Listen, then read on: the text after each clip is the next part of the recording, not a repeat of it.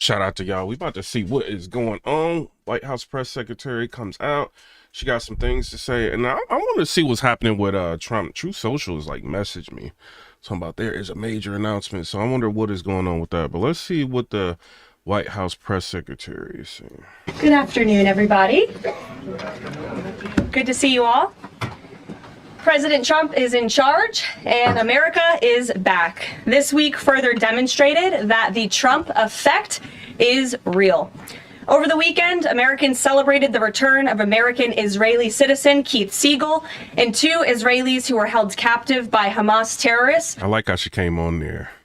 The Trump effect is real. We got our country back. See, wow, and shout out to Dre, one of the members on the channel. Appreciate you, bro. Since October 7th, 2023. President Trump and his administration worked diligently to secure their release and are committed to freeing all remaining hostages. Yesterday, as you all know, President Trump held his first foreign meeting at the White House with Israeli. I see y'all hitting the hundreds and the emojis and everything. Keep doing that. Appreciate you. Thug life. Prime Minister Benjamin Netanyahu. And as the president said, the bonds of friendship and affection between the American and Israeli people have endured for generations and are absolutely unbreakable. The president is committed to eliminating Hamas and securing a lasting peace for the entire region. All right, that was important, right? Because Trump eliminated ISIS, right? So her saying that Trump is truly committed to eliminating Hamas is something that people need to focus on. That's serious. Remember when he said, like, if these hostages are not free by the time I become president, all H words going to break loose? Remember he said that? And they only released like a few of them. So by her saying that he's committed now to eliminating Hamas is very, very, interesting. We really need to pay attention to that. He's got the military powers and stuff like that. Thug life. So I want to see what's going to happen, but shout out to her. The historic proposal for the United States to take over Gaza, announced by President Trump last night, underscores this commitment. Insanity is doing the same thing over and over again and expecting different results. Right. President Trump is an outside-of-the-box thinker and a visionary leader who solves problems that many others, especially in this city, claim are unsolvable. We've already seen the results from President Trump's bold peace-through-strength diplomacy on the world stage. In response to President Trump's tariffs this week, both Mexico and Canada took immediate steps to alleviate the illegal alien migration and flow of deadly drugs, particularly fentanyl, into our country. Mexico's President Claudia Sheinbaum agreed to permanently supply 10,000 Mexican soldiers on the U.S. border who will be specifically designated to stopping fentanyl and criminal aliens from port. Remember when that president, she came out and she was against Trump and trying to blame, the United States government for not stopping the sale of these narcotics on the street? Instead of recognizing that they're coming in from Mexico, she wanted to blame us for it. And she was trying to just pushing the blame off. Now she's complying and she's putting permanent troops by the border, 10,000 of them. So when people are saying, oh, Trump's tariffs, they don't work and, why would he do this? Why would he do that? They're just going to resist. Yeah, you're going to get met with some resistance. But at the end of the day, Colombia ended up rolling over, right? They can send a plane to the United States, pick up the illegals, take them back to Colombia. And then you got this situation. So, it's very, very, very interesting. Pouring into our country. And Canada's Prime Minister Justin Trudeau agreed to appoint a fentanyl czar, list cartels as terrorists, and increase resources to... Wow, so Trudeau is rolling over too. Oh, man. What y'all think about this in the comment section? I got the comments open. I'm looking. Trudeau is rolling over. Remember when Trudeau was like, oh, we're going to issue a 25% tariff on the United States and Canadians, be careful about traveling. Remember he was saying all of that. Now he wants to, put a czar at the border to stop that stuff from coming in here. Interesting. So President Trump's methods are working. I think they know he's serious. L.A. Heaslow said he is, I can't say that on YouTube, but as a woman speaking on his behalf, and she kind of fine, solid A for sure. Dr. Umar not gonna like this comment. Assist the 10,000 frontline personnel at our northern border with Canada. In recognition of these steps, President Trump paused the implementation of tariffs for 1 month while negotiations continue and final deals can be structured. Throughout the transition and during his inaugural address, President Trump made it known that the United States cannot and will not allow the Chinese Communist Party to continue with its effective and growing control over the Panama Canal. Following Secretary Rubio's successful first trip and visit there over the weekend, Panama's president said he will allow its participation in the Chinese Communist Party's, it will no longer allow the participation in the Belt and Road Initiative. That participation will expire. You see, when the United States puts pressure on people, they listen. Kit said, as long as the government knows their place, they are a mediator, a universal. This is significant because Panama was the first Latin American nation to join Belt and Road and now becomes the first to back away from it because of President Trump. And to assist with the ongoing mass deportation effort, El Salvador's president has agreed to the most unprecedented migratory agreement anywhere in the world. Because President Trump is back in charge, El Salvador has offered for illegal aliens of any nationality facing deportation in the U.S. to be booked in his country's prison system. And finally, President Trump's envoy for special missions, Rick Grenell, traveled to Venezuela and not only secured the release of 6 American hostages, but Venezuela also agreed to accept the return of illegal alien Tren de Aragua gang members. All of these incredible victories prove how well President Trump's peace through strength approach is working. To accept the return of illegal alien Tren de Aragua gang members. All of these incredible victories prove how well President Trump's peace through strength approach is working. And the days of weak American leadership are over. And another success story that... Bruh. I like how she said that. This week, efforts to seal the border, halt the invasion, and carry out the largest mass deportation campaign continue at lightning speed. Customs and Border Protection has approximately 79 miles of new border wall projects already underway in various stages of construction and planning.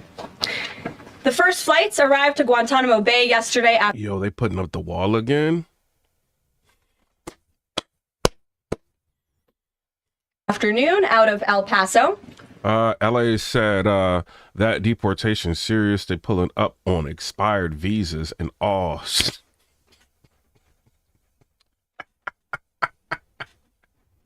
They pulling up, bruh. And who are some of the passengers aboard, you may ask? There were 10 members of the transnational gang Tren de Aragua on this flight.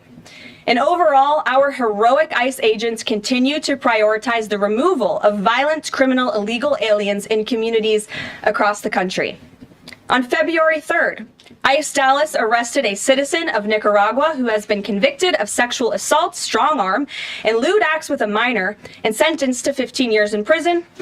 ICE Los Angeles arrested a Mexican citizen who has been convicted of lewd acts with a minor and sentenced to 364 days.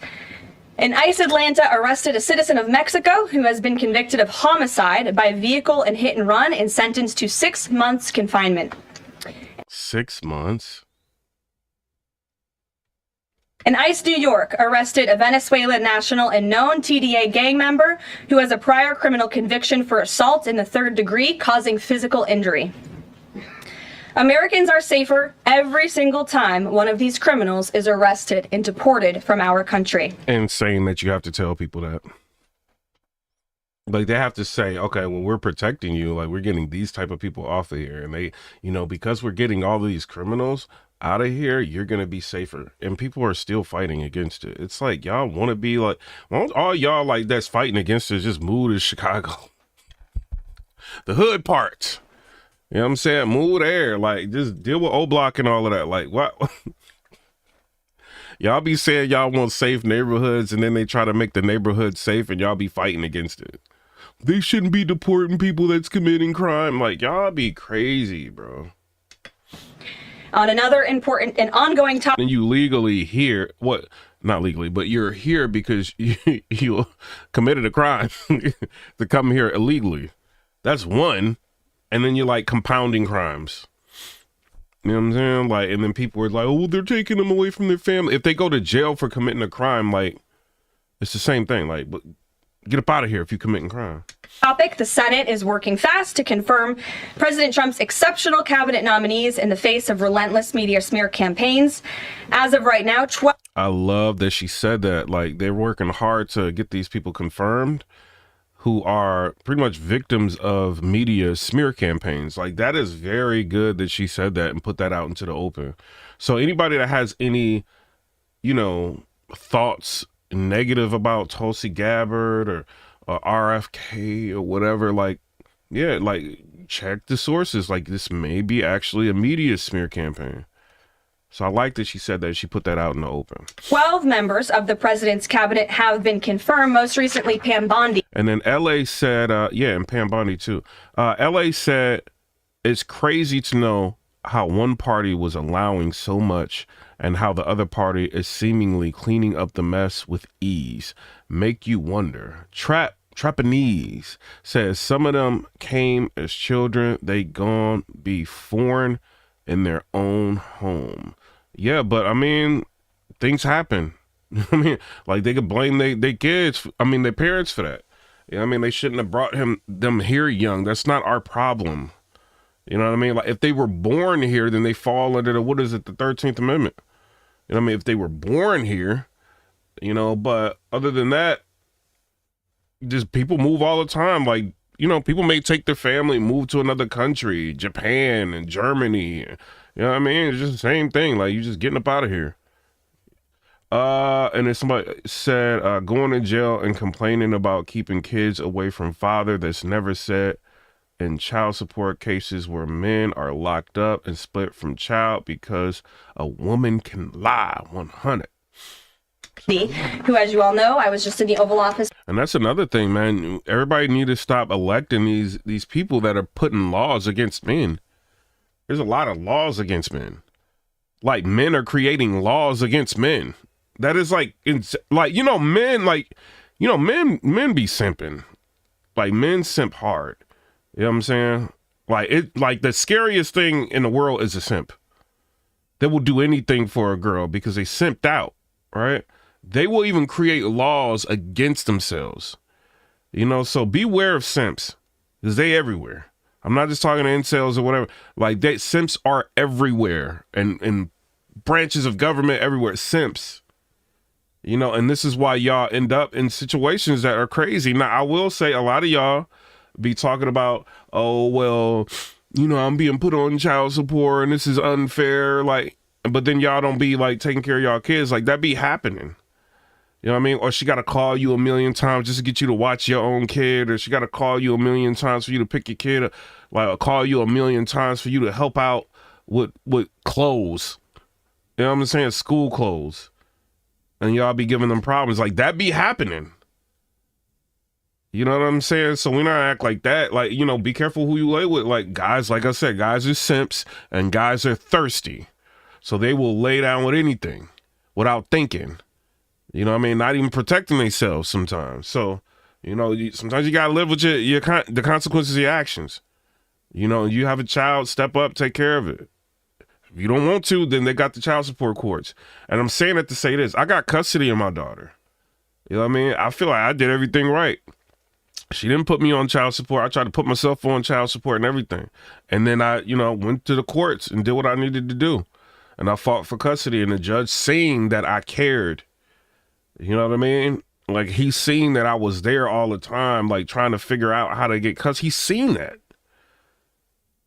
You know, he's seen that I was in school. I got my degree. He's seen that I owned a house. He's seen that I was trying to make a good life for my daughter. And so he gave me custody. You know what I mean? So it's, you know, some judges are not like non-biased. You know, some people are biased like towards genders. That happens. You know, so sometimes you can do everything right and the judge not give you, you know, you may be the better pick, like logistically, like you may be the better logical pick, I should say. and they still may give them to her just because of gender. That happens. But sometimes you do have dudes, like I know a lot of dudes, bro. You know what I'm saying, that don't be taking care of their kids. In their mind, they think they take care of their kids. You know what I mean? And I lost a friend, like, you know what I'm saying? Like a homie over there. I'm like, bro, like you gotta take care of your kid. But you know, who am I to tell him what to do? He never did it. You know, and I can't like morally be cool with somebody that is not taking care of their kid. But if you ask him, he would tell you he was the best father in the world. You know what I mean? So, like, people have different perspectives on reality. You know what I mean? That's all I can say. For that swearing-in ceremony surrounded by Pam's lovely family, and we look forward to watching her serve as the Attorney General of the United States. According to CNN, President Trump is getting more cabinet picks confirmed so far than the average president in the modern era. Another success story. And we believe it's critical that Republicans in the Senate majority stay tough and keep their foot on the gas to confirm all of the remaining nominees as quickly as possible so we can continue President Trump's important work here at the White House and across. Y'all know what's happening. They're about to get so much done when the next debate comes up and they start talking about what the Democrats did and how they destroyed the country and what they fixed. There's no way a Democrat's going to win the next election. There's no way. Like, they could put J.D. Vance in there, anybody. Like, there's no way they can win. And then they got a trifecta so they can like pretty much get anything through that within reason.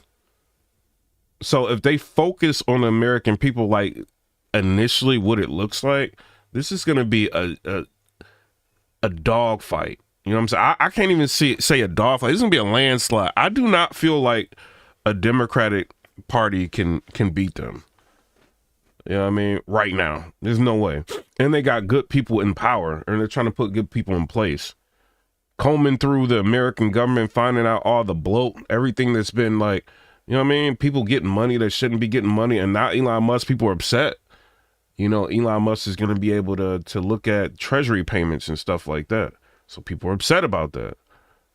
You know, it's all in the news, but it's like, what, y'all don't want to know, like, if people are getting, because they're saying, like, the Treasury officers are just told to write checks regardless or sign off on the checks regardless. And then they find out, like, Elon Musk posted this, they find out that, you know, it's terrorist organizations that's getting money from our Treasury Department. It's a lot of fraud going on. Like, they're finding that out, bro.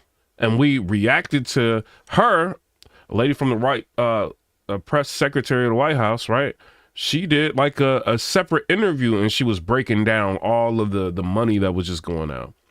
Remember, she said $30-something thousand going to whatever country for an opera show, right? And then $30-something thousand going out to another country so they can start comic books. I mean, I don't pay taxes so that another country can create comic books. Like, that's ridiculous. No, and that's situations that are happening. You know what I mean? Our entire federal government. And lastly, throughout his historic campaign, President Trump pledged to restore common sense to our country. And he is continuing to deliver on that with an executive order that he will sign later today. The president will be signing an executive order keeping men out of women's sports to defend the safety of athletes, protect competitive integrity, and why does he have to even do that? Like, people don't understand, like, men are more often than not stronger than women. So, you know, imagine like your little girl, like playing volleyball. And she goes up to the net and she's about to hit the volleyball. And then a dude decides to get a little aggressive with her. Knocks her down, she hits her head or something. You see what I'm saying? How you gonna feel? Just saying. So, like, these things I do feel like have to be looked at. You know what I mean? Somebody said 4 years are going to be great. I sleep better knowing he is in office. Joe said that. And uphold the promise of Title IX. This common sense action from President Trump ends the disgusting betrayal of women and girls by the previous administration, who for years catered to radical activists who wanted biological males to be treated as women in workplace showers, competitive sports, prisons, and even rape shelters.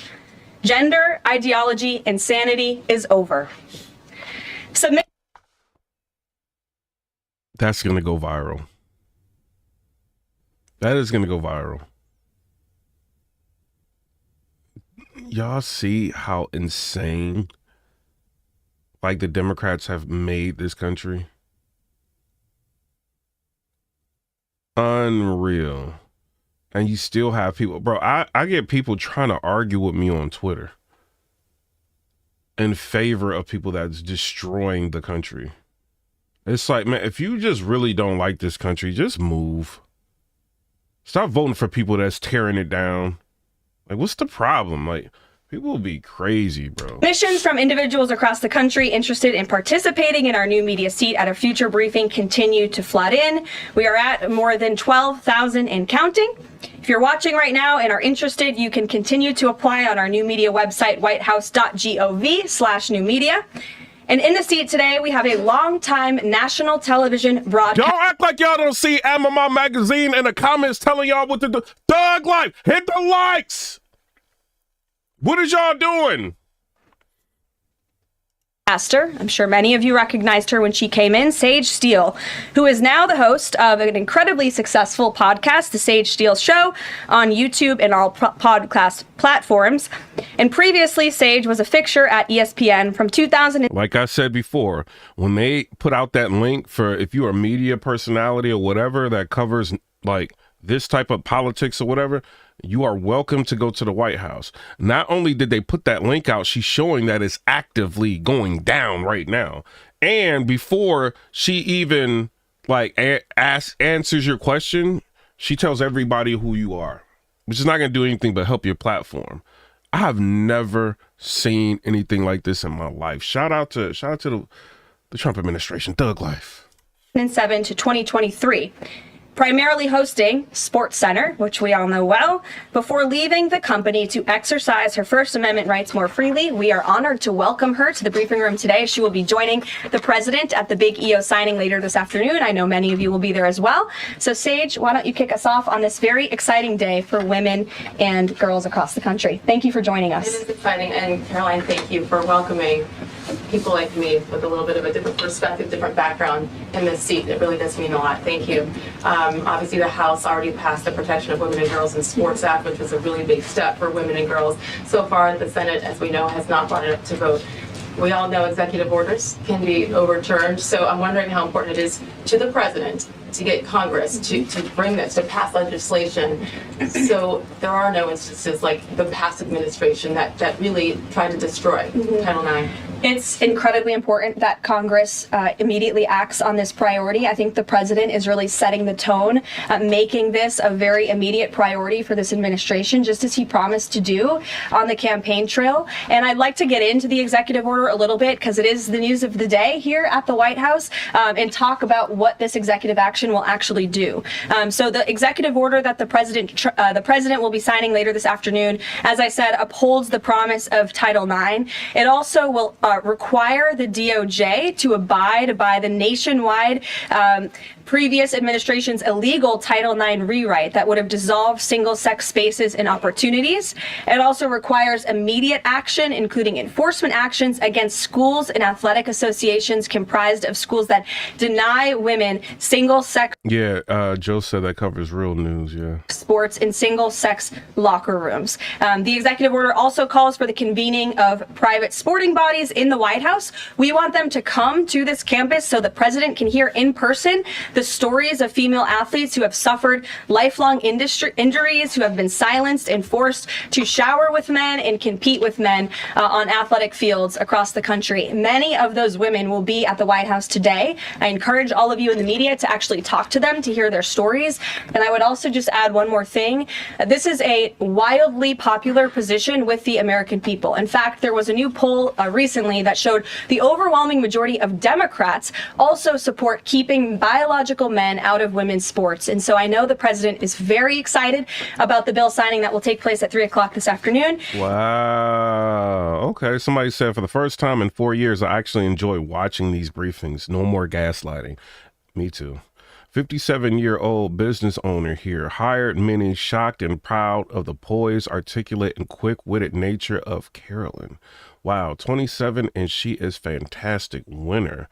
I work retail in Arizona. It's weird how the groups of 5+ shoplifters who can't speak English have suddenly vanished.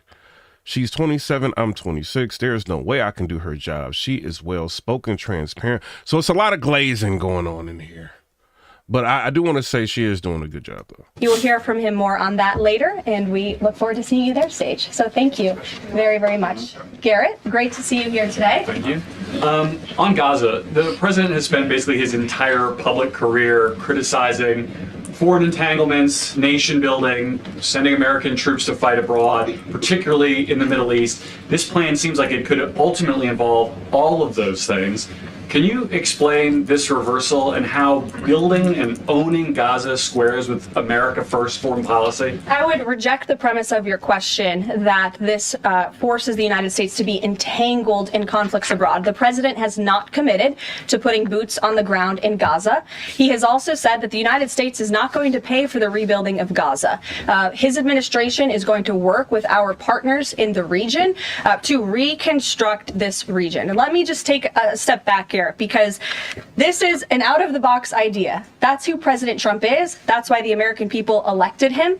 And his goal is lasting peace in the Middle East for all people in the region.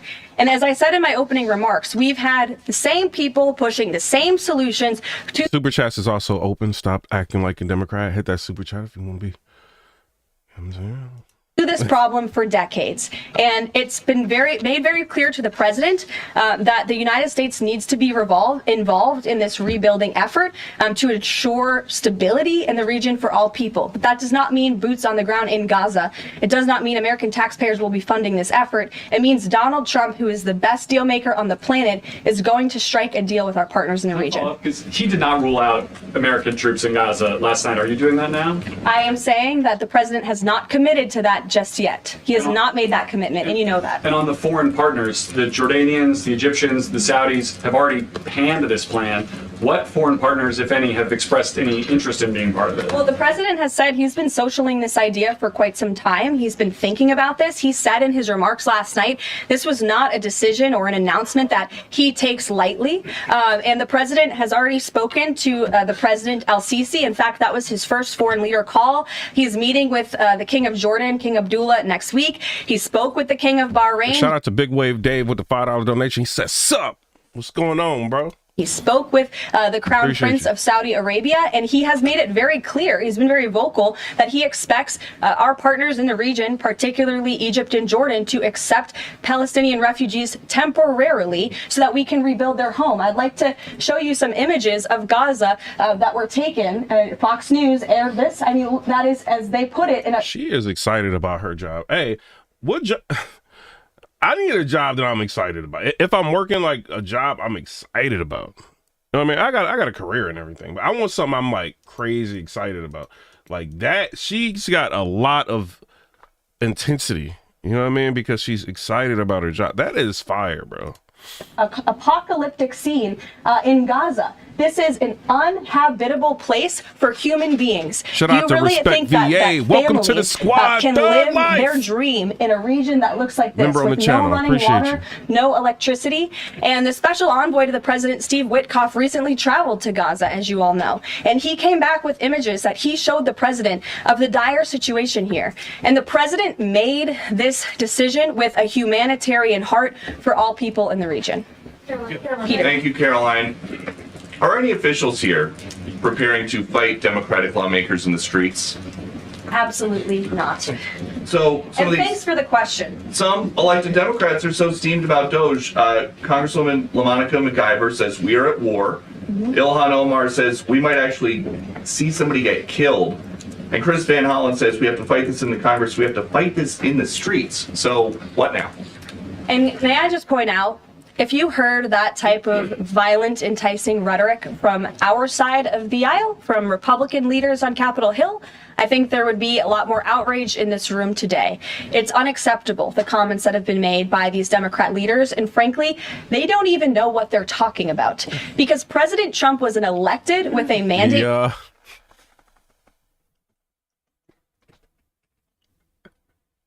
She just shit like this is a Democrat, right? She just like all day long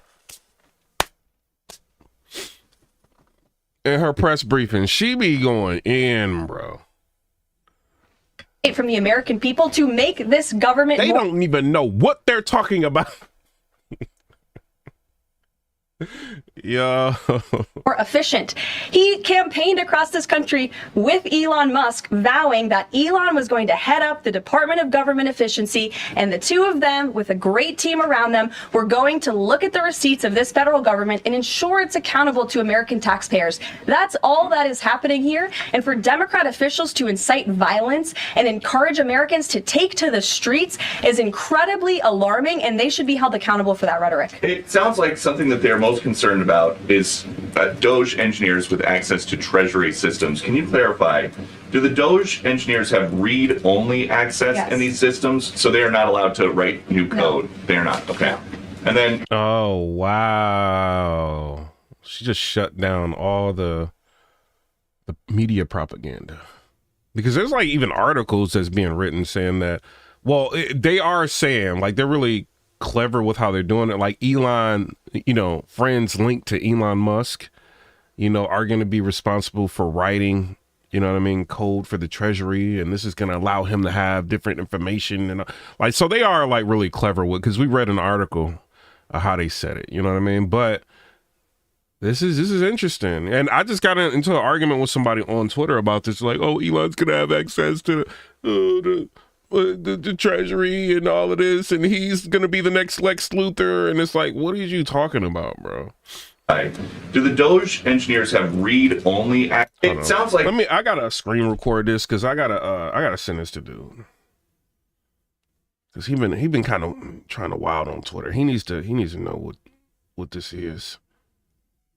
Something that they're most concerned about is DOGE engineers with access to Treasury systems. Can you clarify, do the DOGE engineers have read-only access Yes. in these systems? So they are not allowed to write new code? No. They are not, okay. No. And then one more thing. NBC is reporting that some of the illegal immigrants that we've seen rounded up and arrested are not being deported. They're being released with ankle or wrist monitoring devices, or they have to check in on the phone. So is the administration arresting more people than you have room for?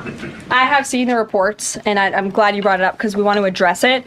There have been a total of 400. Hold on. I postponed my trip to Japan. It said exclusive. A passenger on the Japan Airlines flight, which hit a Delta plane at SeaTac Airport, shared footage of the moment of impact. He says he started recording because he couldn't tell the Japan airline plane couldn't clear the Delta plane and would hit it.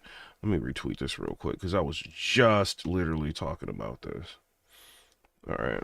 161 illegal aliens. This is of this morning when I got this information from DHS that have been released from custody. Of the more than 8,000 that have been arrested since President Trump was inaugurated, it's less than 6%. And there are reasons for their release. Some of the factors include a lack of significant likelihood of removal in the foreseeable future, lack of detention availability, which is something this president and this administration has been incredibly vocal about. We are doing everything we can to deport and detain illegal immigrants, but we need Congress's help to increase funding for Border Patrol and for ICE to increase detention capability in our facilities. And then other serious medical conditions have also been the reasons for some of the release of these individuals. But none of them have final deportation orders. Many of them are probably contesting their immigration status. I'd refer you to DHS for more details, but I did get that information because I knew it'd be a question. So thank you. Sure. Caroline? Yes. The president and you here again today have made clear, given the devastation, you think Palestinians have no choice but to leave Gaza and go elsewhere. But Palestinians say this is their home. They don't want to go. The president last night said he's willing to use the military if necessary. Is the U.S. prepared to remove Palestinians from Gaza by force? The president is prepared to rebuild Gaza for Palestinians and all people in the region, peace-loving people who want real economic development and opportunity in the region. This is a region that has been controlled by Iranian-backed terrorists, Hamas, who have... What? U.S. prepared to remove... I did get that information because I knew it would be a question, so thank you. Sure. Caroline? Yes. The president and you here again today have made clear, given the devastation, you think Palestinians have no choice but to leave Gaza and go elsewhere. But Palestinians say this is their home. They don't want to go. The president last night said he's willing to use the military if necessary. Is the U.S. prepared to remove Palestinians from Gaza by force? The president is prepared to rebuild Gaza for Palestinians and all people in the region, peace-loving people who want real economic development and opportunity in the region. This is a region that has been controlled by Iranian-backed terrorists, Hamas, who have brutalized not just Israelis but Palestinians too. It is because of Hamas that you see those images on that screen, that Gaza has become a demolition. The Gaza Strip, also known simply as Gaza, is a small territory located on the eastern coast of the Mediterranean Sea. It is the smaller of the two Palestinian territories, the other being the West Bank, that make up the state of Palestine. Inhabited by mostly Palestinian refugees and their descendants, Gaza is one of the most densely populated territories in the world. An end of 2024 estimated puts the population of the Strip at 2.1 million. Gaza and bordered by Egypt on the southwest and Israel on the east and north. The territory has been under Israeli occupation since 1967. The territory boundaries were established while Gaza was controlled by the Kingdom of Egypt. At the conclusion of the 1948 Arab-Israeli War, and it became a refuge for Palestinians who fled or were expelled during the 1948 Palestinian War. Site because Hamas launched that brutal Respect VA goes ahead and he says, "We build and make home stronger than it's ever been." And then Amos said, "It's honestly a land grab for Israel, no good." attack on Israel on October the 7th. And so again, I would stress, President Trump wants to ensure that this can be a place where all people can live in peace. He is a peacemaker in chief. He made that very clear in his first term. And as for how that will be accomplished, the president and his team are talking with our allies in the region to consider next steps. But should the American people be prepared to see U.S. military on the ground fighting a ground war against Hamas? Again, the president has not committed to U.S. troops in the region. But it is an option. I have said that the president has not committed to that yet. Sure. If I could just follow up on that, though, why not rule out the idea of committing U.S. troops? This has been a long-standing argument. Dolly said America is going to help Gaza. Wonderful. We've got to save the kids, y'all. That the president has made really over the last decade or so, talking about endless wars and not something the U.S. wants. Why not rule out? Because I think the president is very good when he's making deals and negotiating, not to rule out anything, because he wants to preserve that leverage in negotiations. And so I think that's what he's doing here. If I Mary. follow up on that, though, he also said that everyone loves this plan. He said that in the Oval Office this morning. Sure. In fact, the deputy prime minister of Jordan called it a declaration of war on the Arab people. So how does he square the fact that even some Republicans on the Hill are objecting to this or questioning this? How does he square the fact saying everyone loves this plan? Well, King Abdullah of Jordan will be here next week, so I can provide you more context on the conversations he will have directly with the President of the United States after that meeting. And I would just point out that there's been a lot of leaders and officials all around. Trying to see who controls the Gaza Strip. It says the Hamas government of 2016 exercises de facto rule over the Gaza Strip, supported by the Palestinian Legislative Council, which is dominated by members of Hamas. Okay.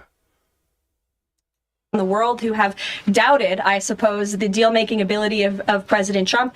You heard the Panama leader saying that he would not agree to some of the concessions that he has now made because of Secretary Rubio's visit. You had the Let's see what this Hamas population is. It said Hamas probably has fewer than 20,000 fighters. It had between 20,000 and 25,000 fighters before the Israeli-Hamas conflict began in October 2023, which has reduced that number by thousands. Colombian president saying he wouldn't accept flights of Colombian illegal nationals who have entered into our Because country. they're like, they don't want this. Let's go to the BBC News so I can show y'all what's going on. Palestinian and Arab states reject Trump's Gaza takeover proposal. The Palestinian president has said he strongly rejects President Donald Trump's proposal for the U.S. to take over Gaza and permanently resettle the 2.1 million Palestinians living there. We will not allow the rights of our people to be infringed on, Mahmoud Abbas stressed, warning that Gaza was an integral part of the state of Palestine, and forced displacement would be a serious violation of international law. Hamas, whose 15-month war with Israel has caused widespread devastation, said Trump's plan would put oil on the fire in the region. The idea was also rejected by regional powers, including Jordan and Egypt, which the U.S. president wants to take in many of the displaced Gazans. Saudi Arabia said Palestinians would not move from their land and it would not normalize ties with Israel without the establishment of Palestinian state. But Israel Prime Minister Benjamin Netanyahu said Trump's proposal could change history and was worth paying attention to. Trump's proposal comes 2 weeks after the start of a fragile ceasefire in Gaza, during which Hamas has released some Israeli hostages it is holding in exchange for Palestinian prisoners in Israeli jails. The Israeli military launched a campaign to destroy Hamas in response to an unprecedented cross-border attack on October 7, 2023, in which about 1,200 people were killed and 251 were taken hostage. So interesting. It says more than 47,540 people have been killed and 111,600 injured in the Gaza since then, according to the territory Hamas-run health ministry. Most of the Gaza's population has also been displaced multiple times. Almost 70% of buildings are estimated to be damaged or destroyed. The healthcare and water, sanitation, and hygiene systems have collapsed, and there are shortages of food, fuel, medicine, and shelter. Interesting. President Trump's first major remarks on Middle East policy shattered decades of U.S. thinking on the Israeli-Palestinian conflict. The U.S. will take over the Gaza Strip and will do a job. Whoa, that is crazy. The U.S. will take over the Gaza Strip and we will do a job with it too, he told reporters at the White House on Tuesday night alongside the visiting Israeli prime minister.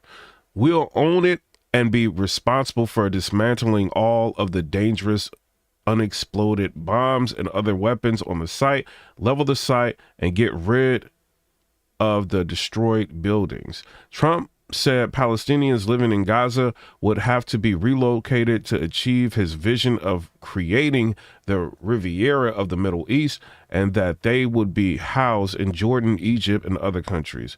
When asked whether the refugees would eventually be allowed to return, he said that the world's people would live in Gaza, before adding also Palestinians. Trump also brushed aside previous objections from Jordan and Egypt leaders to taking in refugees, insisting that they would eventually open their hearts and will give us the kind of land that we need to get this done. Netanyahu said this is the kind of thinking that will reshape the Middle East and bring peace. That's insane, bro. Trump is not playing, bro. He about to take over the Gaza Strip. Yo! That's crazy. Yo, an unnamed senior Israeli official was also quoted as saying that Trump's idea surpasses all his expectations and dreams. Far-right Israeli finance minister Bezalel Smotrich said the proposal was the real answer to October 7th and pledged to definitely bury the dangerous idea of a Palestinian state. However, the Palestinian leadership condemned the plan in a statement issued on Wednesday. Yo, y'all can't really do nothing. If Trump wants to go over there and he starts taking that over, level the buildings, do all of that, get rid of the bombs, like, you know, like if he wants to do that, like ain't nothing y'all can do, bro. Y'all don't really have like the citizenship to stop him. Yo, and if Trump does go ahead and take over the Gaza Strip, that's good. That really would cause peace, because if they do anything negatively, you know, then that would be an act of going against America. Yo, that, and then this could stop like all of these decade-long conflicts, and then they want to go to war, then they want to have it. Like, that could stop a lot of that, bro. You know? And I think they know not to mess with the, you know, America. I think they know that. Country illegally, and those flights are underway. So actions speak louder than words. Dasha. Caroline, you said the president has been working on this idea for a while behind the scenes now. Is there a written plan based on the president's proposal for Gaza? And if so, when was it? 20,000 troops is not enough, respect VA, not enough. Messing with America, nah. Drafted, and who had a hand in that? The plan was written in the president's remarks last night as he revealed it to the world and to the American people, and his team are continuing to be engaged on this effort. I saw the National Security Advisor this morning. He has a very busy day of calls, and they will, again, continue to engage with our partners. That includes Steve Witkoff as well. Mary. Two questions for you on the news of the day. So how is today's executive order going to impact the 2028 Summer Olympics in Los Angeles? For example, would a man who thinks that he's a transgender woman be allowed to compete as a female on U.S. soil? It's a very good question, and the president has actually mentioned this, that he does expect the Olympic Committee and the NCAA to no longer allow men to compete in women's sports. And I think the president, with the signing of his pen, starts a very public pressure campaign on these organizations to do the right Yeah, Dorothy Whitmore said Trump is trying to keep peace over there in the Gaza Strip, yeah. thing for women and for girls. He understands as a businessman, like, yeah, war, like, you know, certain companies are going to make money off of war. Like, it's just whatever. It's inevitable. But he understands there's going to be a lot of casualties. You know, you're going to lose a lot of people. Not only that, like, it's going to be like decades and centuries before, like, regions, like, get over what happened. You know, so if a conflict can be averted, or, you know, you can create peace, it's better to just create the peace. You know, like, instead of going back and forth and doing war is archaic, meaning that's like the older way of handling business. There's different ways you can go to war with people. You can have a trade war. You could do things like that with the economy, sanctions, tariffs, and stuff like that. You know, depending, like, if your government is strong enough to where, or you have enough people to where it can impact, you know, goods and services and stuff like that. But like going to war physically, like, it's never a good thing, man, because, you know, you losing children, you losing, like, it's not a good thing. Across the country. Again, this is an incredibly popular position. There have been many notable female athletes who have had the courage to speak out against some very powerful institutions in this country. Hey, Melvin said, I need help right here in Georgia. The heck with Gaza. This is a comment, right? And I understand some people can be frustrated with that, but think about this, Melvin. So with all of those conflicts going on, like in the Middle East, what do you think the United States is going to do? They're going to keep sending nothing high you money. You know what I'm saying? That's what they're going to do. They're going to keep trying to aid, you know, with the war effort. There's going to be more money that could be going into the United States for the people that's going out of the country. You know, so what you want to do is try to stop that so that you can take the money that you have within your country, instead of assisting and aiding other countries, fighting proxy wars and doing all of that. You just start working and fixing things for your own people. Like, he could theoretically do that if he wanted to. You know what I mean? But I don't know, man. War is not good. Country, they deserve to have a voice and a say. The president is bringing their voice to the highest level at the White House this afternoon, and he expects these organizations to comply with this federal executive order. Kafayati said, your entire world is a stage. All plans come from up top. People you have never seen before. I mean, I'm not saying you're wrong, but what I see right now is a president that's trying to work for the American people. That's what I see right now. I'm not saying you're wrong about that. You know what I mean? Like, because how the country's been running like for ages, like you might be right. You know, but right now, this country, I feel like, has a president that is working for the American people. And we are his main concern. I've never seen a president that had us. I mean, you know what I mean? Like back in the day, maybe one had, you know what I mean? Like John F. Kennedy, like some people would say. But like this dude is like literally everything he's doing is like trying to make your life better, or trying to save you, or trying to make sure your community is safer. You don't have illegals running around everywhere committing crimes. Like you don't have that. It's what he's trying to do. Look at what he's already done in New York. New York, like certain areas in New York, like they've gotten like a lot of them illegal people out. And then states are giving away your money to these illegal immigrants, right? So you got Eric Adams in New York. He was giving them $350 a week, $1,400 a month for food vouchers. That's your money. Where are they getting the money from? They're getting it from y'all, you know what I'm saying, of the state or whatever. So they're giving them all of these food vouchers. How is that helping the people of the state? So now the corrupt government, like who was doing stuff like that, like now they can just figure out ways to help the people. Now everybody kind of know what's going on, you know, because the magnifying glass is being put out on people who are actually selling America out. Gavin Newsom, I feel like, is one that's selling people out. You know what I mean? No voter ID stay. He doesn't want to comply with deportations. He don't want to, you know what I'm saying? Like he didn't want to open up the water, let the water come in to where like if there's a fire again, they can extinguish it faster. He didn't want to do that. So it's like, what is he there for? Like Gavin Newsom is literally there to sell out California, literally. And he's selling you out in front of your face and smiling at you.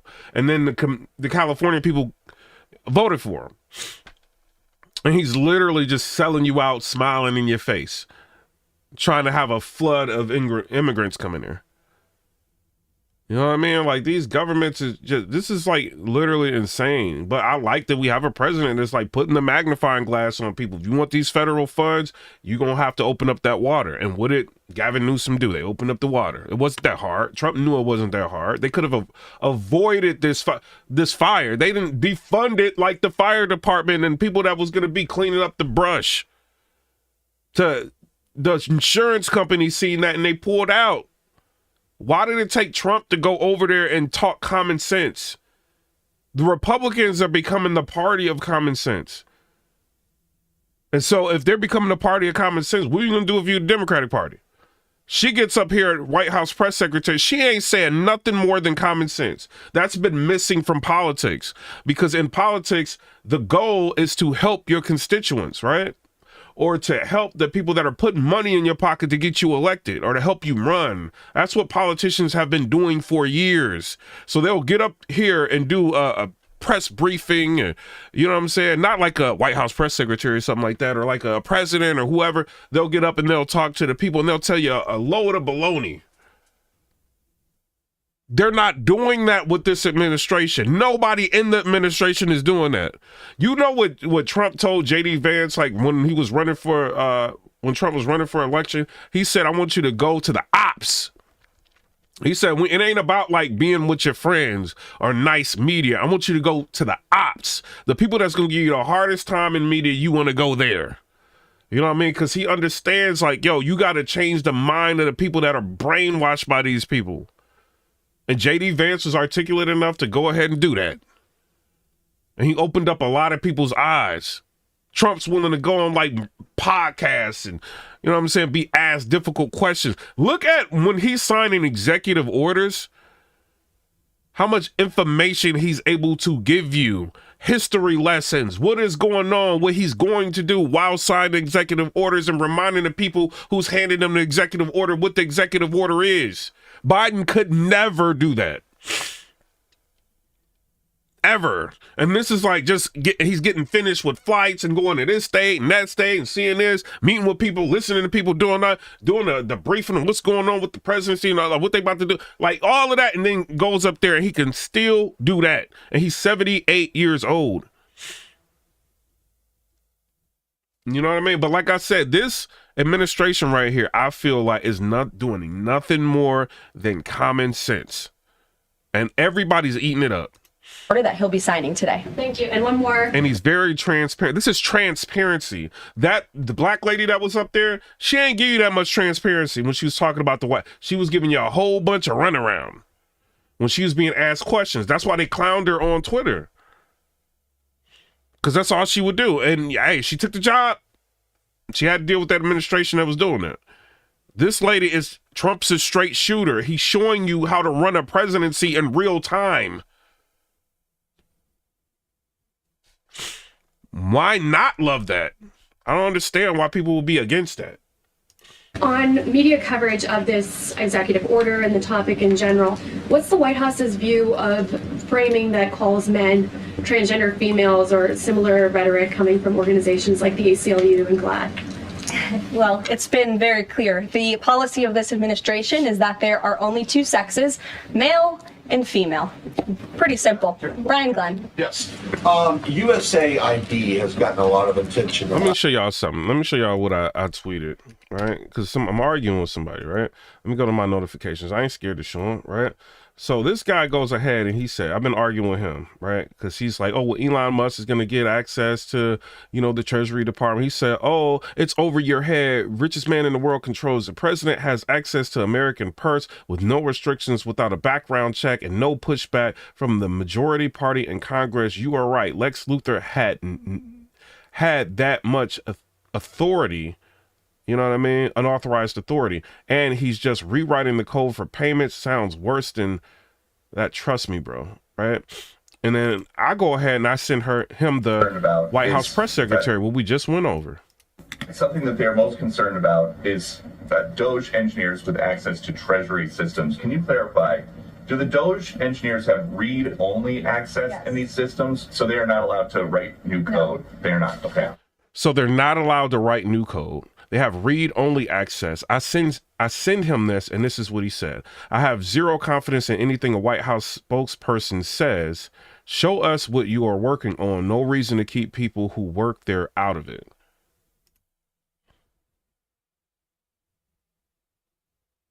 This is what I'm doing. Like, while I'm live, I'm like arguing with this. And it's like, doesn't matter what they say. You know what I mean? Last couple of days with some if you want to be against it, fine. Bizarre things that we've been taxpayers have been funding. Now it looks like there are a couple media outlets that have been dragged into this conversation as far as USAID funding as well. Does the president have any comment on that? So upon coming out here to the briefing room, I was made aware of the funding from USAID to media outlets, including Politico, who I know has a seat in this room. And I can confirm that the more than $8 million taxpayer dollars that have gone to essentially subsidizing subscriptions to Politico on the American taxpayers' dime will no longer be happening. The DOGE team is working on canceling those payments now. Again, this is a whole of government effort to ensure that we are going line by line when it comes to the federal government's books. And this president and his team are making decisions across the board on, do these receipts serve the interests of the American people? Is this a good use of the American taxpayers' money? If it is not, that funding will no longer be sent abroad, and American taxpayers will see significant savings because of that effort. Thank you. I'd like to give some love to the back row. I've heard that unfortunately they haven't been called on in years past. So Reagan. Hey, Democrats, if you want to say something like, you know what I mean, like opposite of what I'm saying, I'm not going to be reading your comments and doing you a favor for free. Like if you want to diss and you want to do all that, hit the super chat.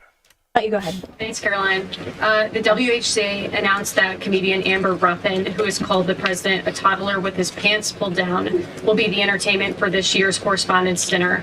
Does the White House have a reaction to this choice, and will the president be attending the dinner this year? Hot Take says, so people understand the people Musk has in DOGE are certified geniuses with IQs over 170. I mean, I guess they think that he's just hiring criminals or something. Like they think that this is a private company. Like they don't even know. Like this is all like sanctioned by like the Trump administration. They think like Elon Musk is just owning Tesla and just deciding to get like over the church. Like what are like people are. Hey, if you watch The View, CNN, MSNBC, C-SPAN, like you know what I'm saying, CBS and all of that, you ain't gonna know what's going on. You know what I mean? Like you gonna believe whatever their propaganda tell you. Watch Don Lemon, all that. You gonna believe whatever Steve Colbert, whatever propaganda they're putting in front of you to keep you. Like, you know what I mean? Like keep the veil over your eyes. That's what that's what their job is. I feel like, you know what I mean? So I see why people are just like, they don't know what's going on. And then you be like, yo, they said that. And you say, oh, the White House press secretary, they already dispelled that, you know? And then the President Trump, you know, White House upload, like it's already dispelled that, this, that, and the third. You say that. And then what happens? Like, oh, well, it's like logic doesn't matter. It's just like emotion. Certainly an interesting choice. I have the president's invitation on my desk. I have the invitation for myself on my desk as well. Haven't talked to the president about it. When he makes his decision, I will let you all know. But definitely an interesting choice of the comedian. I'll talk to the boss about it and see what we decide. Sure, go ahead. In the back. Yes, Thank you. yes. Appreciate it. On the executive order set to be signed today, you said that this will be enforced. Can you spell out for schools and What's up, Ron Hayden? I see you in there. the public how exactly the administration plans to enforce this, even at the local level? And on top of that, there are human rights groups who say that this could expose kids to discrimination. What is your response to that? I think kids have already been exposed to discrimination, especially young women and girls who have been forced to shower in locker rooms with biological men. Very good response by this White House press secretary. Very good response. She tried to say, oh, what do you think about kids or whatever that's going to be, you know, subject to discrimination? She said, I feel like the women have already been forced to discrimination. They're being forced to shower with men. Very good response. Who have been forced to compete on playing fields with biological men, which is incredibly unfair and unsafe, and again, an incredibly unpopular policy with the American people. As for the actions that this executive order takes, I already laid those out at the beginning of the briefing. All right, we getting to this. We heard what she said. I want to see the dog. See what the dog got to say. Men from competing in women's sports. It's about time. Doesn't have You to about to sign this executive order, dog life. be long. In a few moments, I'll sign a historic executive order to ban men from competing in women's sports. It's about time.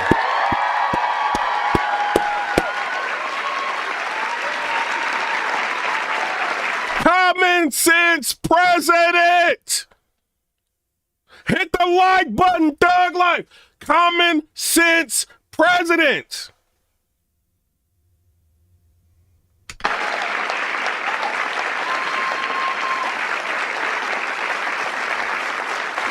Under the Trump administration, we will defend the proud tradition of female athletes, and we will not allow men to beat up, injure, and cheat our women and our girls from now.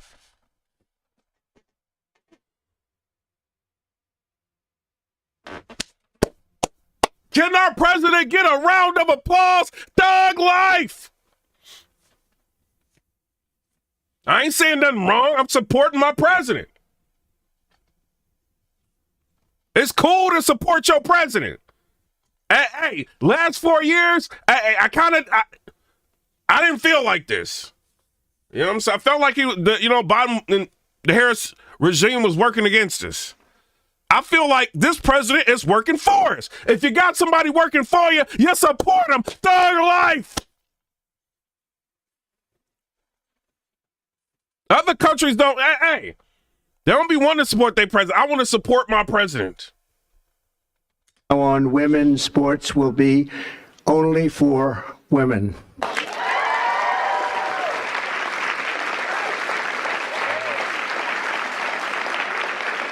But before going further, I want to share some very exciting news from our military. After years of shrinking force numbers at levels that nobody has ever seen before, 4 years of this we went through, and missed recruiting targets every single month, it was just announced that in December, the U.S. Army had its single best recruitment in more than 15 years.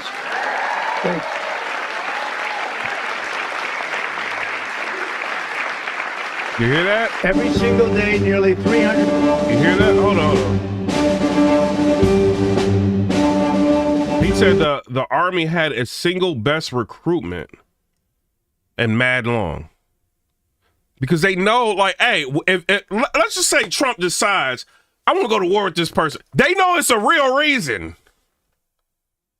So they know he's not about to play with their life. You know what I mean? So if they feel like, hey, I want to support the country now. Nah, I really want to support the country. I want to get behind my president.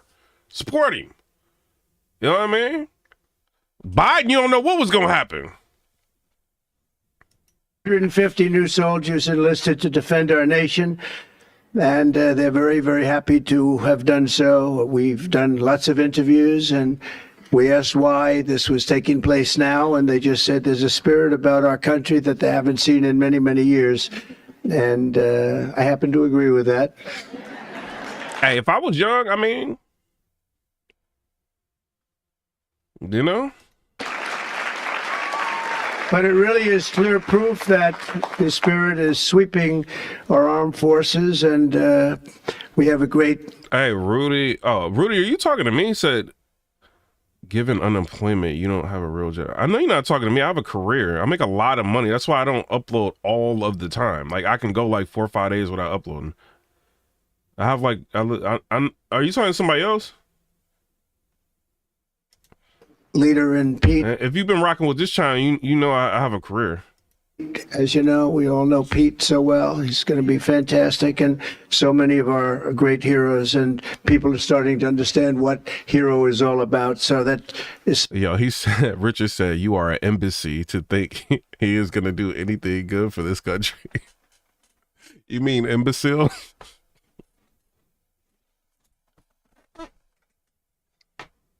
Yo, did you just say you are an embassy?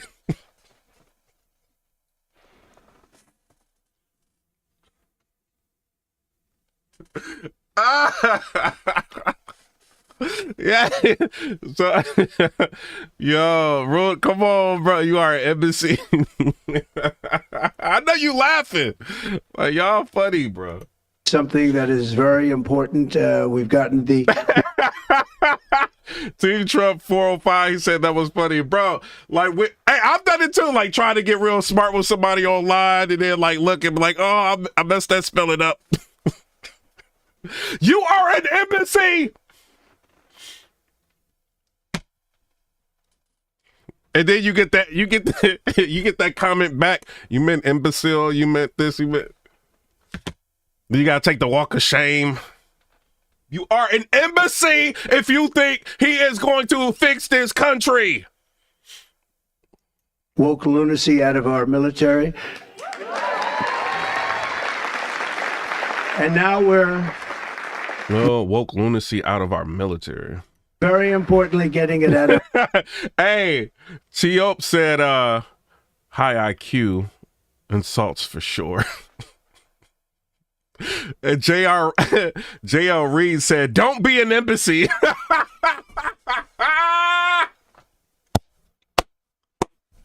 Y'all is crazy, bro. Of women's He's probably on that Android. I got one too. The Android be messing me. I got Android and iPhone. But yo, spell check before you start sneak dissing, bro. That's taking place very strongly. Yeah, shout out to you. I'm never gonna forget that. I'm never in my life gonna forget somebody came in the chat and said, you are an embassy.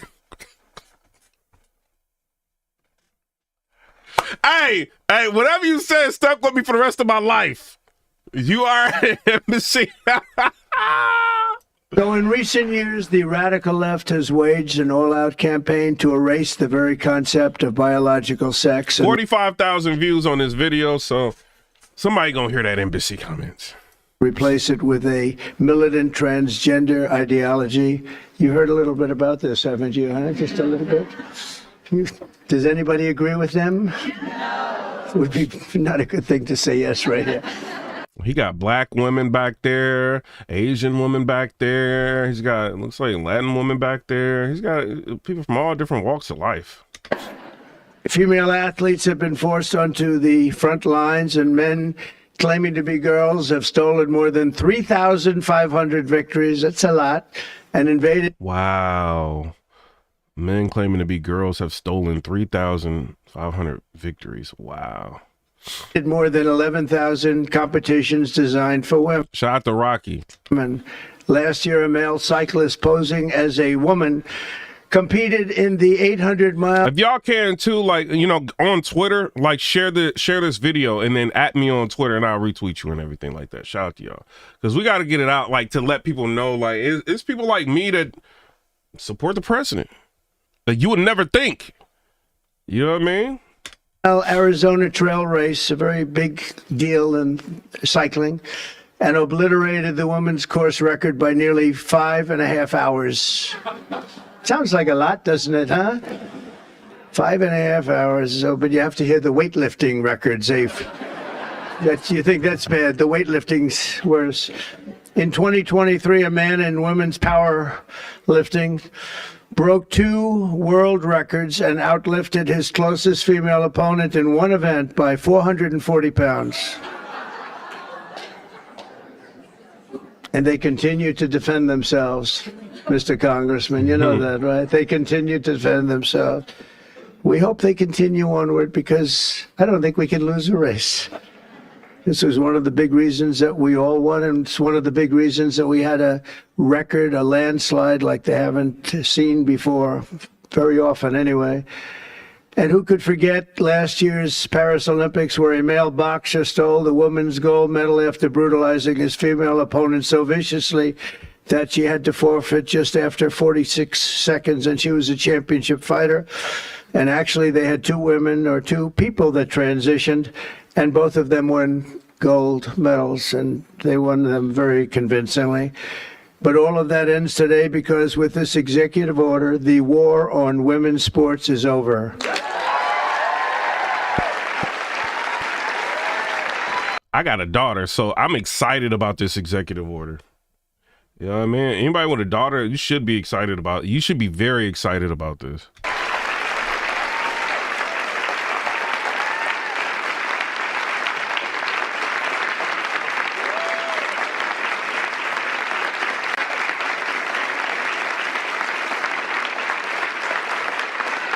Thank you, everybody.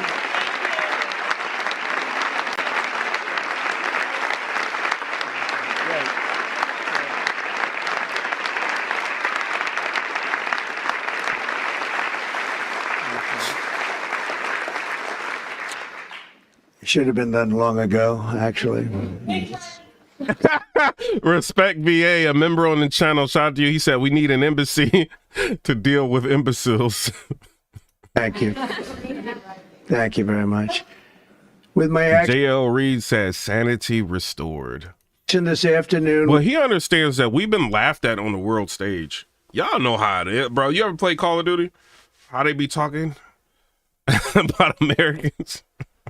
We're putting every school receiving taxpayer dollars on notice that if you let men take over women's sports teams or invade your locker rooms, you will be investigated for violations of Title IX and risk your federal funding. There will be no federal funding.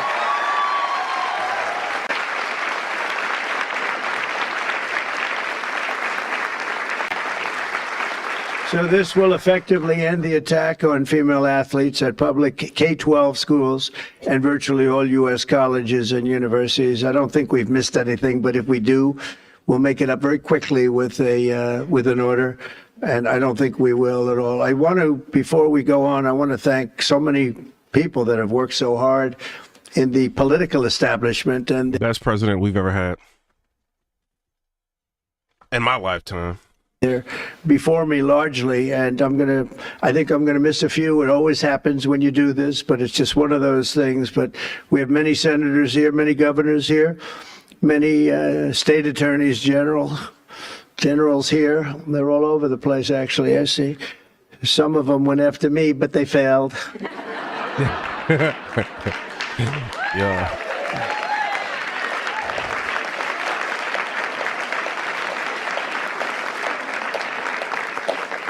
And they're really friends, and they're friends of women's sports, that I can tell you. So Senator Marsha Blackburn, where's Marsha? Hi. Shout out to her, Marsha Blackburn, Tennessee. I'm in Tennessee. Senator Katie Britt. Thank you, Katie. Mike Lee, where's Mike? Mike. I love his new haircut. I love that haircut, Mike. He just said the hell with it, right? I think you look great. Senator Cynthia Loomis. Cynthia, where are you? Cynthia, hi Cynthia. Doing a good job. And Roger Marshall. Thank you, Roger. Great. Mark Wayne, Mullen, Oklahoma. I love Oklahoma. I don't know what it is, Oklahoma. I went 77 out of 77 counties. It's never been done. Second was Ronald Reagan, 56, right? Yeah, Ronald Reagan had like a clean sweep. He won almost everything. Yeah. And Tommy Tuberville, a great coach. You know, his quarterback was named Mahomes. He was a great college coach. And I said, how good was he? He said, you don't want to know how good. He made me into a great coach. He's pretty good quarterback, right? Yeah, he was very good.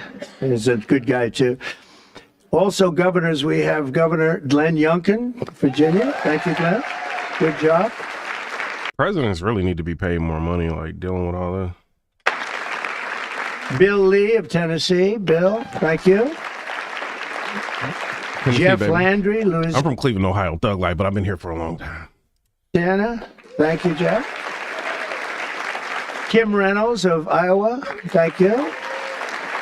We're trying to move, education back to the states. You do know that. We're making a big move, and we're counting on Linda McMahon. Linda McMahon. And sitting next to you is the new Star is Born. Caroline, congratulations. You've done great. I feel like this is the great American reset right here. New Star. Star is Born. Patrick Morrissey. Patrick, congratulations. Great race. A great friend of mine, and he's... $199 donation. Trump, Obama, Biden, Bush's, Clintons all serve AI PAC. Really helped us at the border, done a great job of... This guy right here is serving the American people. That's how I feel, bro. Texas, Greg Abbott. Thank you, Greg. Houston said reset. In the chat, where y'all from? Like, let me know where y'all from. I'm looking at the chat. Trump don't seem drunk at all, Rocky. He seemed like lucid. He seemed fine. Jim Pillen, where are you? Jim, very good. Very good. Are you feeling good? He had a bad fall. You doing all right, huh? Good. You look great. Brad Little. Brad, thank you, Brad. Good job. Good job. You like education going back to your state? You'll make it top, right? Just so people understand, in the education world, we're ranked very, very poorly. We're 38, 39, and 40 out of 40 countries. We're at the bottom of the pack almost always, or very close to it. That just came out. We're 40 out of 40. And if we move it back to the states, I will guarantee you that if you take Idaho, you take Iowa, you take almost any of the states that I'm looking at right now, they'll be as good as...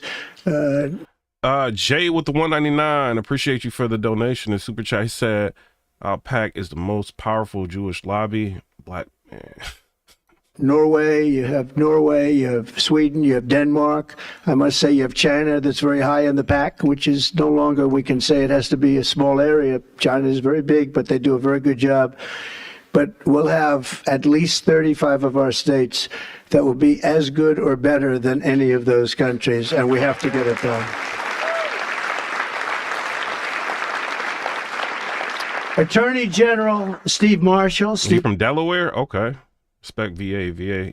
I know where you from. Ace Willie said Indiana. Jackson, Tennessee. Steve, thank you very much, Steve. Oh, Emma, you close. Wherever you may be. General Tim Griffin, thank you. Thank you. A person who was so wonderful. Brenna Bird, where are you? Jackson. Brenna Bird. Thank you. She supported me before people wanted to support me, right, Brenna? Wow. Thank you very much. I appreciated it. Andrew Bailey, great job. Where's Andrew? Great. Stand up, Andrew. One of the great attorney generals. Thank you very much. One of the greats, really. And Jason Mieres. Thanks, Jason. Jay with the 199. He said getting rid of Jewish supremacy will save USA. I think this dude right here is saving USA right now, bro. I think, it's only so much me being realistic with the powers that be. You know what I mean? Because a lot of them type of people control a lot of things, bro. Because they don't ever want what happened in Germany to happen again. So they put themselves in different positions, like controlling media and things like that, to where they can control the narrative to where that, because you have to understand, like, black people didn't really learn from slavery. Like we didn't. Like what we should have done is done what they're doing.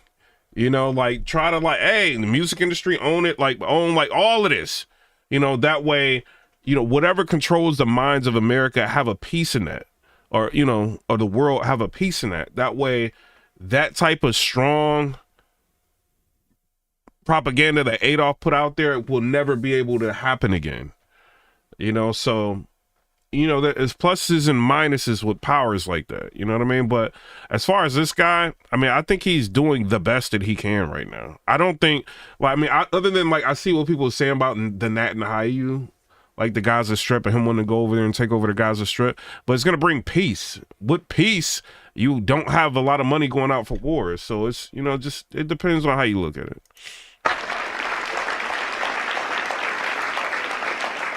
And now we get back. But what he's doing, a lot of what he's doing, I don't think that community would want him to do a lot of stuff that he's doing now that he's doing.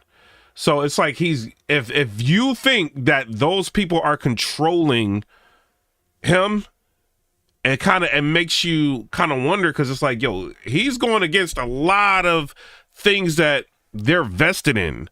Like the Democratic Party was basically, in my opinion, doing their bidding, you know what I mean? And I think he's undoing a lot of things. So I don't know. It depends on how you want to look at it. To our members of Congress, and we'll go quickly, but it's a great group of people. Steve Scalise is right in front here. What a brave guy Steve is. Steve went through a lot. FPV early said, I think he's doing a good job. Yeah, I think so too. Rex said, it's happening now, clown. I feel like it. Hey, I don't know. Where's Waldo said, he said, I only know one black owned business in my star. The rest, I think he meant state. The rest is wonder by any other race. Yeah, you got to spell check, man. And he proved one thing to me, only one thing, that his wife loved him. His wife loves him because I went to the hospital that night and he was not given even a shot, right, Mike? And I was with him and I was with his wife and she was devastated. She was... Okay, so let's talk about this Gaza Strip, right? Let's go a little bit to Piers Morgan. I wanted to get to the Tucker Carson one, but Piers Morgan's talking about... The U.S. will take over the Gaza Strip. It's utter lunacy. Hey, man. Let's hear this. Top of their bodies. Where Piers at? It's... Many people will live there, but they've tried the other, and they've tried it for decades and decades and decades. It's not going to work. It didn't work. It will never work. And you have to learn from history. History has, you just can't let it keep repeating itself. We have an opportunity to do something that could be... He said Compton, California, MAGA. Yo! phenomenal. And I don't want to be cute. I don't want to be a wise guy, but the Riviera of the Middle East, this could be something that could be so bad. This could be so magnificent. But more importantly than that is the people that have been absolutely destroyed that live there now can live in peace in a much better. The goal for the channel now is 115,000 subscribers. We got 114,000 we hit yesterday. Y'all are subscribing today. I appreciate that. You know what I mean? But we trying to get to 114,000 subscribers. A lot of channels are like millions of subscribers.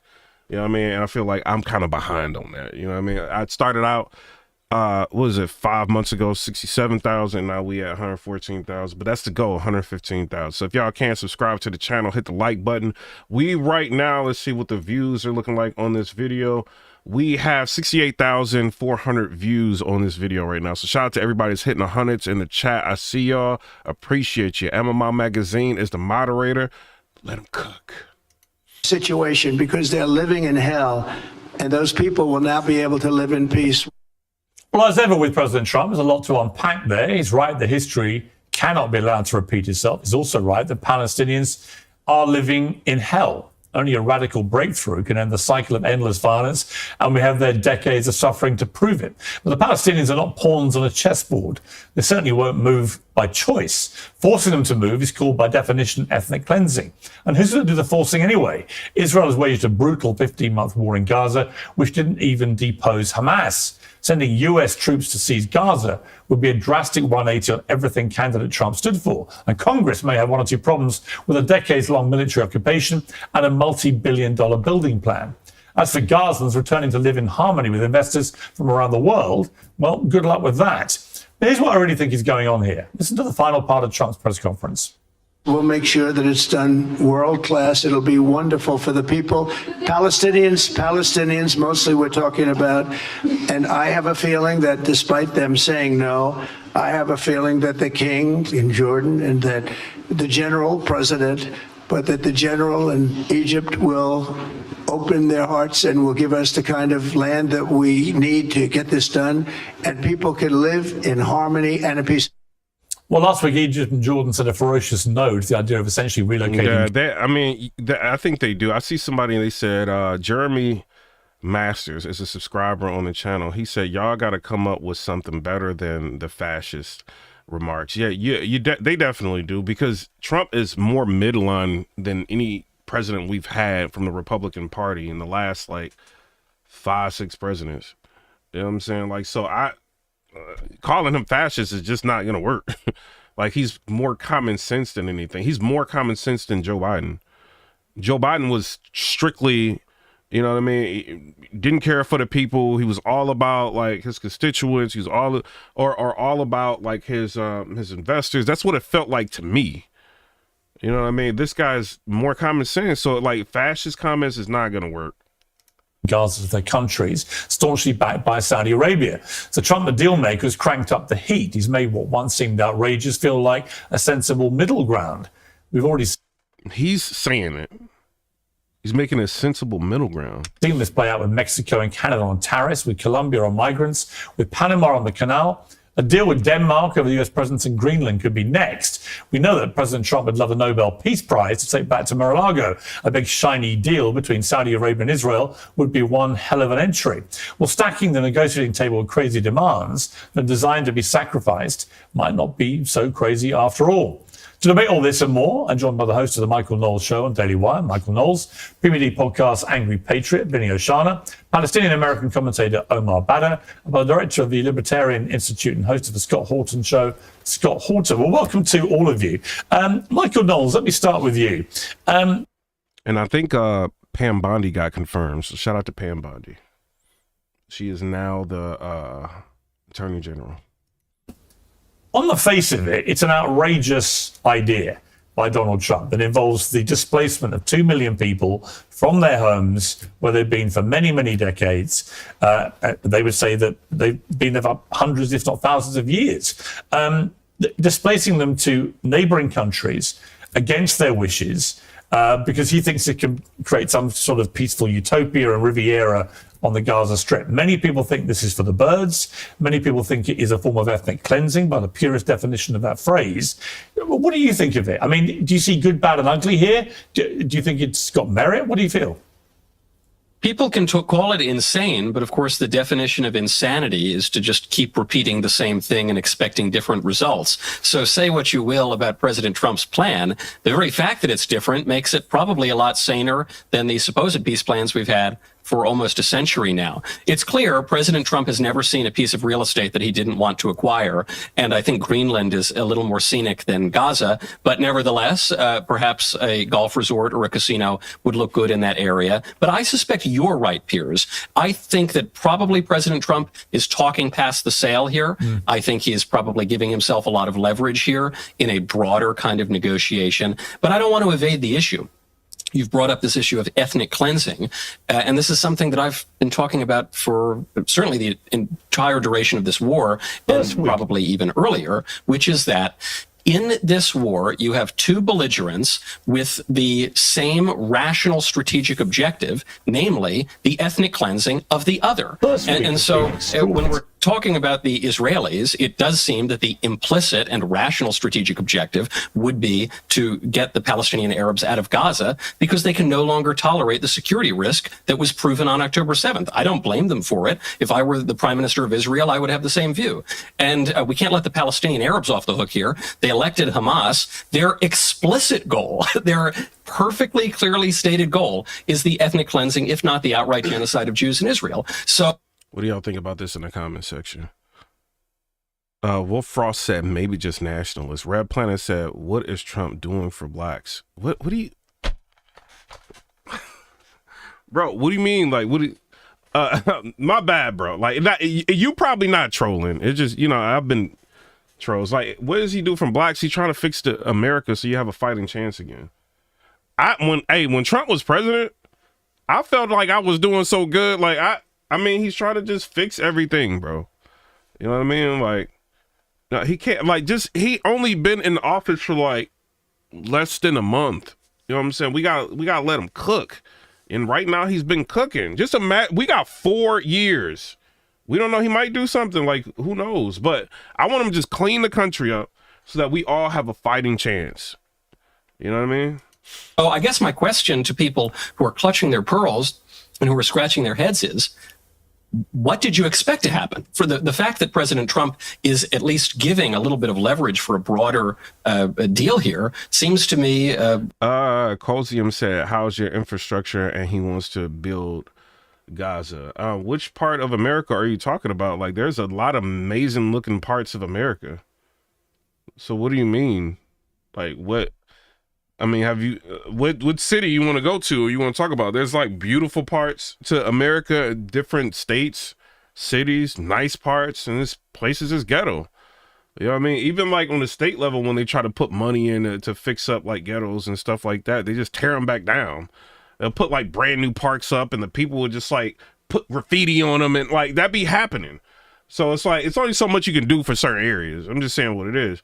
But as far as America, our infrastructure as a whole, I think looks a lot better than a lot of other places. You know what I mean? Yeah, if you got like a tiny little country, it's easier to keep like the streets a little bit cleaner. You know what I'm saying? Like if you were like in Switzerland, you know what I'm saying? Certain parts of Switzerland and stuff like that. But like America as a whole, when you drive through, you go on road trips, like it's beautiful here.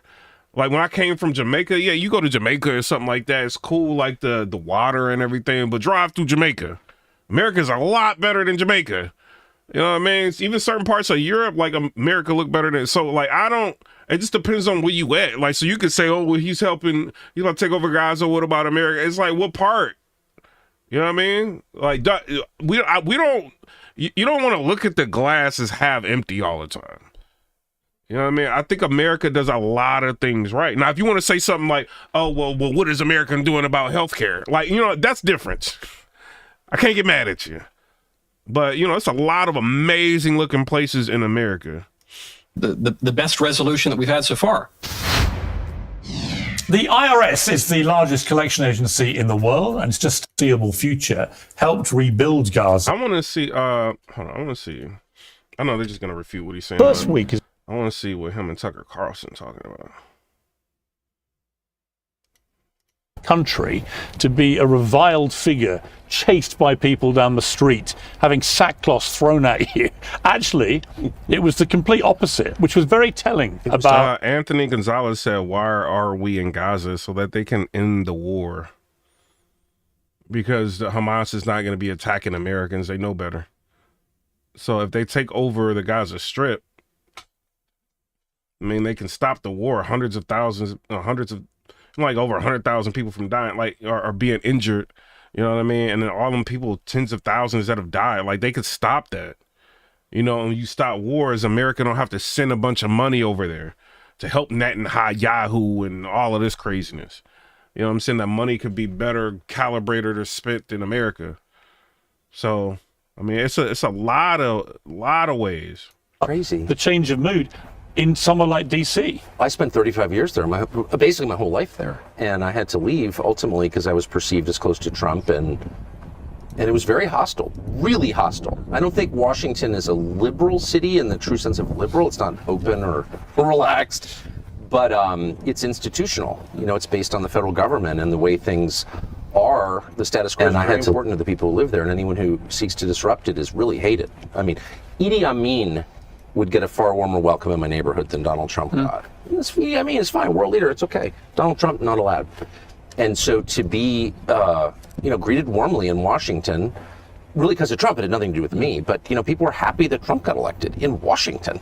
So I don't fully understand what's going on, but I noticed shocked it. by it. I noticed it. I went to my first ever rally by any I got him out of here. Politician. I went to the Madison Square Garden rally. Happened to just got to New York, and I thought, you know what, I'm going to go down there. And I spoke to President Trump in the morning, and I told him I was going to go down, and he said, "You're going to enjoy it. It's like a rock concert." Yes. And it kind of is. You know, his rallies were like rock concerts. But I thought, middle of Manhattan, right before an election. I remembered 2016. I thought it could be mayhem down there. You know, I was worried about where I was going to be dropped, and whether going to be tens of thousands of protesters, marches through the streets of New York, very liberal city again. And it was extraordinary. I was there for a few hours, and there were 50,000 people outside, but they were all trying to get in. They were Trump supporters without tickets. And I said to the Secret Service, how many protesters turned up? 150 people turned up in the heart of Manhattan to protest. And I thought then, I thought after he got shot, he's going to win. And I thought after Biden got politically shot, it was even more likely he'd win, because I thought that they're going to coronate Kamala in this ridiculous manner. She was hopeless the first time around. It's not going to work. Even more chance of him winning. But by the time I got to that rally, I was like, he's home and dry. I mean, he's going to win big. Yes. I thought that too. I was shocked by it. And I thought, you know, is it a kind of surrender? Is it, you know, Trump just built a bigger siege ramp and just knocked down the walls? Well, the resistance just collapsed. But the resistance was fake in the first place. So they used, I mean, in my country, and I know yours as well, they used race politics to make everyone shut up. Like, you can't talk or you're a racist. And the truth is that was enforced by unhappy liberal white ladies. And there are not that many of them, actually. And they unhappy liberal white ladies had like a hammerlock on the culture of my country and really oppressed it. And then when they took power through Joe Biden or attempted Kamala Harris, they did like a terrible job. They just didn't do a good job. And so the second somebody just said out loud, like, this is all nonsense. Like, these people don't know what they're doing. The race politics stuff is fake. Look at all the black people outside the rally. All the Hispanic guys like love Trump. It's nonsense. You don't have to obey anymore. And all the liberal white ladies are like, well, yes, you do. And everyone's like, shut up, liberal white ladies. Like, we're sick of this. The tyranny the fact that Trump won of the menopausal, angry liberal chick was just too much. And so it's like Liberation Day. I mean, the fact that Trump won the Hispanic vote was of course he did. Truly extraordinary. Ever met a liberal Salvadoran? No, there's not one. Of course not. The whole thing was totally fake. And it was a certain class of people. It wasn't just menopausal liberal white ladies, though they were in charge, ruling through fear.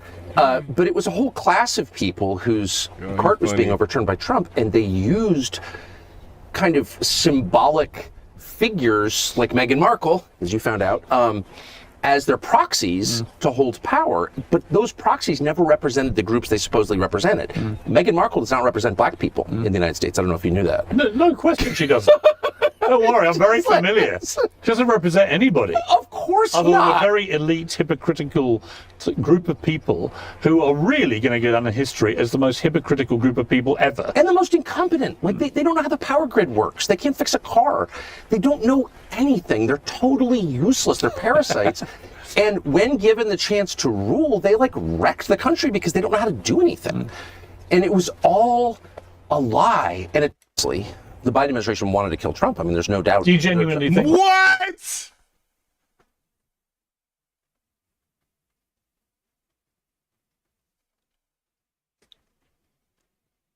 Y'all hear what he just said? Well, I know that. And I know that by Shout what out I to saw. Stephen Swift. In other words, if you leave your child inside a locked car on a hot day and go into a casino and spend 3 hours gambling and the kid suffocates, I can say, Piers, you killed your child. You say, well, I didn't mean to. It doesn't matter. You didn't care enough about your child that you went back and rescued him from suffocation. It's demonstrable. Your intent can be divined from your actions. If you allow a roof 40 yards away to remain unsurveilled, a guy with a rangefinder and a drone to come into your area while the presidential candidate speaking, you don't care about saving the life of that man. I actually thought what happened at the golf course a few weeks later was even worse in this sense. This is a few weeks after he's actually been... Francis Wick said, we will get Trump. What? Shot. Yes. He's playing at his own golf course where he regularly plays at weekends when he's in Florida. And he was 5 minutes away of walking up to a green where if one Secret Service agent who happened to walk ahead had not seen the barrel of a rifle poking out of a bush, that guy had a loaded AK-47, he had body armor, he was ready to go. Trump would be dead. And that would have been, I think, the biggest scandal ever, because that was just weeks after he'd already survived an assassination. But no one makes much of a fuss about that either. How many members of Congress did that guy meet with? A lot. He was in Ukraine, which is controlled by the U.S. intel services.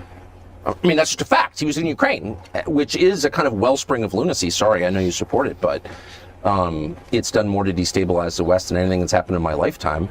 And the amount of evil that has emanated from that country, the amount of assassinations that have come from Ukraine, I happen to know, is very high. And so this guy is in Ukraine and having contact. Well, how many members of Congress did he meet with and what do they talk about? This is an assassin. No, we don't know.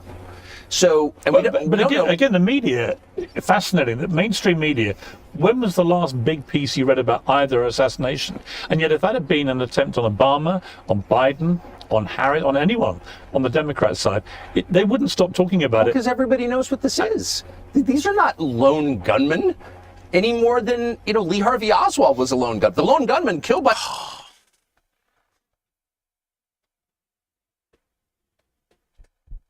Yo, Tucker Carlson, wildin'. Does he know this is like being aired? Like, yo, what? A lone gunman 2 days later. Okay now. I mean, it's just happened. It's so horrifying that clearly both of these guys were agents of the permanent government in Washington or globally. And there's like no honest person who could deny that. It's just so obvious. And I think that people don't want to wrestle with that because it's incredibly disturbing. And I think it's also possible that people in the Trump administration don't want to deal with it. I mean, they're still guarded by the Secret Service. Hey, Francis, you got to chill, bro. Francis Wicks is wildin'. Yeah. And whatever elements tried to murder Trump are still in the positions they occupied. I mean, I watched him the other day walking through Alaska. Hey, Daniel Gamble said it's a lot of ratting going on. Yo, what? Biggest casino. And everyone was like, isn't that great? And I was like, wow, really? They're letting the president walk through an open casino with endless amounts of people milling around. I think you can carry guns in Vegas, I think, can you? It seemed to me a very high-risk environment to put a guy who literally just survived 2 assassination attempts. Is it 2? Jeremy Masters, subscriber on the channel, he said, Tucker just saying what most people thinking. I mean, well, there are more, I think, aren't there? I mean, we don't know about. Shout out to King, a member on the channel. He says support by hitting the like button. Tim Hart said we all know it. Trump doesn't want people to know about exactly. the reality. I think what you're saying is true. So I think it's even more extraordinary than you're saying, actually, or than we really know. Do you worry about him staying alive, literally? No.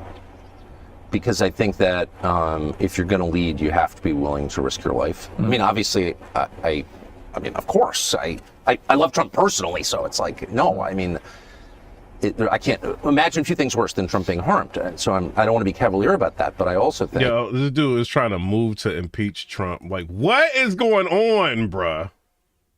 Green moves to impeach Trump over a Gaza plan.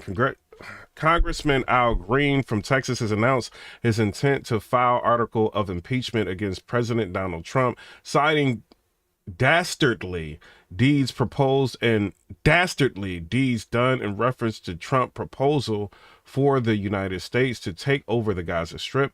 This announcement follows global reactions where nations like Russia and the Taliban, along with Palestinian leaders, have rejected Trump's plan. The proposal has sparked controversy and has been described by some as a move towards ethnic cleansing, leading to calls for impeachment.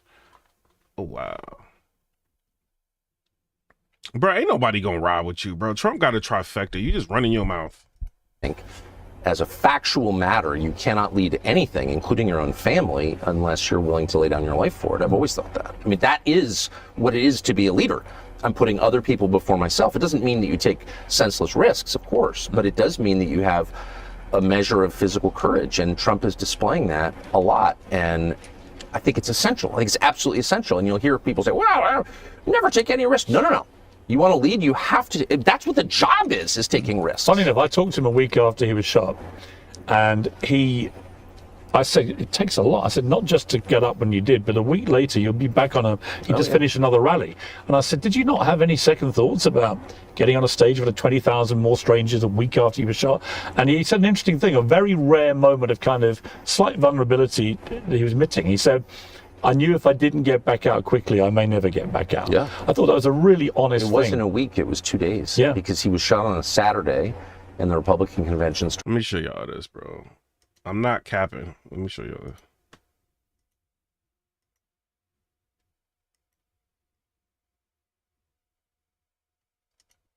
And still I rise, Mr. Speaker. And I rise today, Mr. Speaker, with a to whom it may concern message. To whom it may concern, ethnic cleansing in Gaza is not a joke, especially when it emanates from the President of the United States, the most powerful person in the world, when he has the ability to perfect what he says. Ethnic cleansing in Gaza is no joke, and the Prime Minister of Israel should be ashamed, knowing the history of his people, to stand there. First of all, who gave this Don Juan the battery in his back for him to go on a campaign for trying to get an impeachment started on Trump? With a trifecta, it will never work. And allow such things to be said. Ethnic cleansing has been and they use words like that, like to rile people up and get people emotionally attached. Ethnic cleansing, bro, like what they mean by ethnic cleansing is just relocating people. You know what I mean? It's not like back in the Africa days when they was like ethnic cleansing. Like, it's not like that. You know what I mean? So they are very careful with their words to stir up emotions. But this Don Juan, Al Green, I don't think you're going to succeed, bruh. a crime against humanity. And I stand here today in the well to denounce what was said, to denounce what the president said, to denounce the complicity of the Prime Minister of Israel, and to remind people that Dr. King was right. Injustice anywhere is a threat to justice everywhere. And injustice in Gaza is a threat to justice in the United States of America. What is you talking about, bro? You ain't making no sense. Why are they giving him? Yeah, this is like the biggest news on Twitter right now. It says Green moves to impeach Trump. And then it's that, bro. It's over the Gaza Strip. Dude wildin'. started Mondays. Right. I'm looking at my picture. Yeah. That's good. I'm remembering this right. The Saturday afterwards was when he did the first rally afterwards. Where he was But I mean, he was in the middle of, a stadium in Milwaukee. I was sitting there. Max said, who Don King think he is? And I talked to him that night. I mean, what struck me the most was his attitude the night he was shot. I talked to him late night Saturday night about something else. And I said, well, that's kind of, are you okay? Yeah, I'm great. Didn't want to talk about himself at all. And the first thing he said and went on about it was how brave the people in the crowd were.